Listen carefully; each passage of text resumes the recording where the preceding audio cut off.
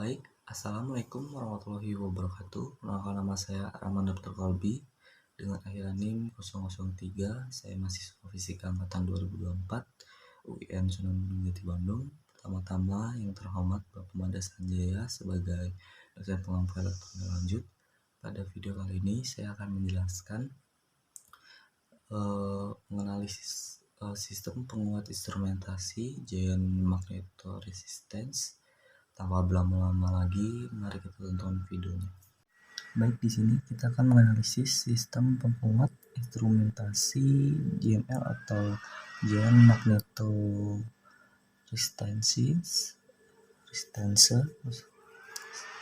yang dimana berbasis LM358, lalu ada ADS115 dan Arduino.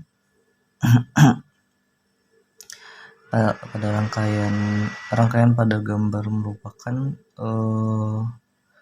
posisi data medan magnet yang memanfaatkan sensor GMR atau giant magnetoresistance, yang dimana di sini ada tipe AAL024, yang mana sensor menghasilkan sinyal diferensial yang sangat kecil sehingga diperlukan penguat filter dan ADC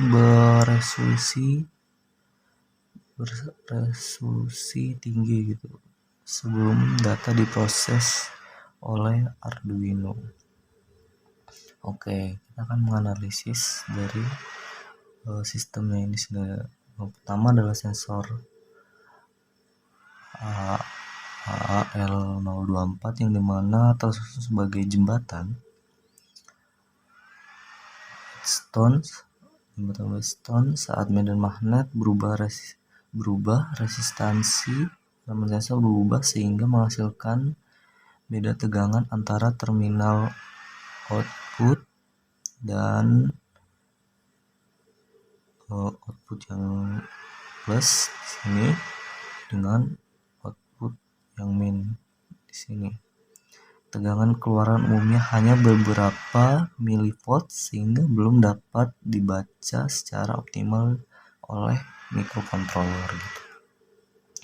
Lalu di sini ada LM358 yang dimana digunakan untuk memperkuat sinyal diferensial dari sensor. Nilai resistor masukan sebesar 100 ohm.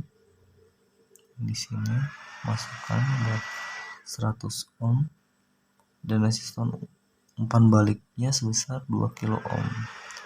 Umpan baliknya sebesar 2 kilo ohm menghasilkan penguatan sekitar di sini 20 kali ya.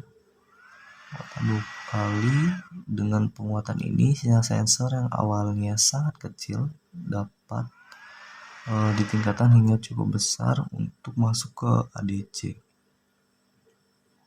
Yang dimana di sini kita menganalisis resistor 4,7 yang ada di sini, yang dimana resistor ini berfungsi sebagai referensi tegangan, membantu menjaga kestabilan. Lalu titik kerja input non inverting LM358 itu, yang dimana juga keberadaannya mengurangi efek floating dan meningkatkan kestabilan dari pengukurannya. Lalu di sini ada filter RC. Setelah tahap penguatan nanti bakal ada namanya filter RC yang sinyal melewati filter low pass yang tersusun dari resistor 4 kilo ohm terus mulai 4 kilo ohm dan kapasitor 1 ohm gitu yang ada di sini.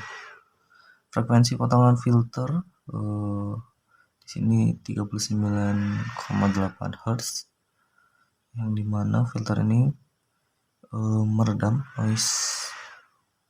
noise frekuensi tinggi sehingga sinyal yang masuk ke ADC lebih bersih dan stabil gitu ya. Dari 4 ini sini. Bersih dan stabil. Lalu nanti di sini kita masuk ke dalam ADS 115 yang dimana ADC 16 bit ini yang berkomunikasi dengan Arduino yang ini melalui antarmuka I2C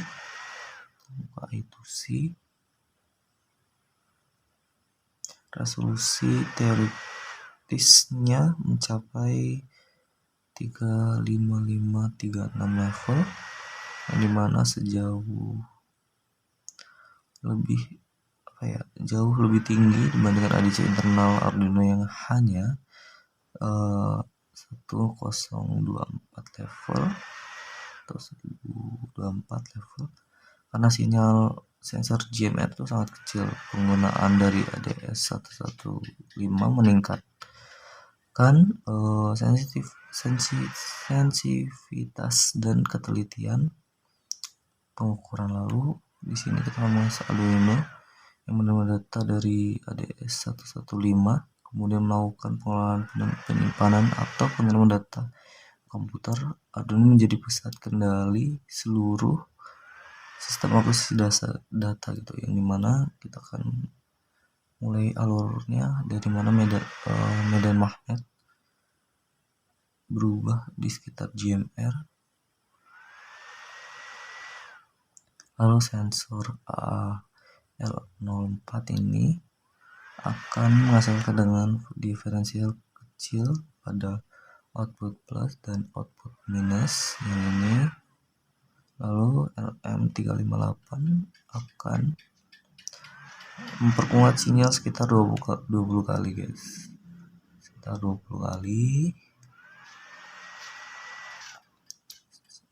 kali. Lalu filter RC mengurangi noise frekuensi tinggi yang terdapat dari 4 resistor dan kapasitor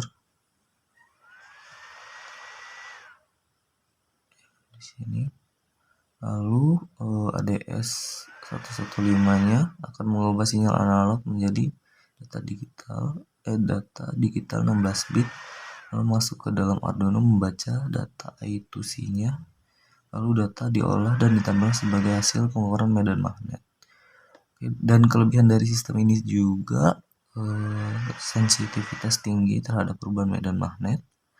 Lalu yang kedua, resolusi pengukuran tinggi berkat si ADS 115-nya ini. Lalu noise berkurang karena adanya filter RC. Seperti itu. Lalu biaya relatif rendah dan mudah diimplementasikan. Lalu kekurangan dari sistem ini adalah LM358-nya itu bukan instrumentation amplifier murni gitu, sebagai CMRR terbatas itu.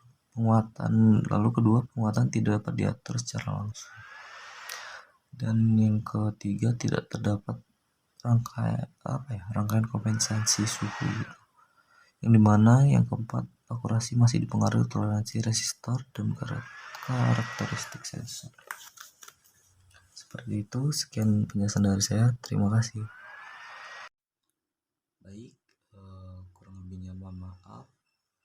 Wassalamualaikum warahmatullahi wabarakatuh.